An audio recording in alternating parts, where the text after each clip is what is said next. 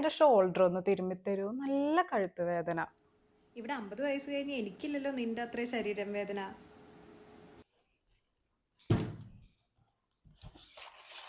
Shoulder വേദനയ്ക്കുള്ള ointment, തലവേദനയ്ക്കുള്ള മരുന്ന്, കൈവേദനയ്ക്കുള്ള കുഴമ്പ്. അപ്പം എല്ലാ മെഡിസിൻസും ഉണ്ട്. ഇനി വർക്ക് സ്റ്റാർട്ട് ചെയ്യാം. ഇതുപോലെയൊക്കെയാണോ നിങ്ങളുടെ അവസ്ഥ?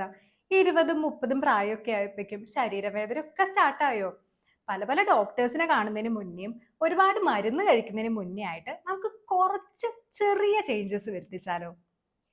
ആദ്യം തന്നെ നിങ്ങൾ കൂടുതൽ ടൈമും ഇരുന്ന് ജോലി ചെയ്യുന്നവരാണെങ്കിൽ നിങ്ങളുടെ പോസ്റ്റർ കറക്റ്റ് ചെയ്യുക. കംഫർട്ടബിൾ ആയിട്ടുള്ള ചെയർ യൂസ് ചെയ്യുക. ചെയറിൽ നിവർന്നിരിക്കുക.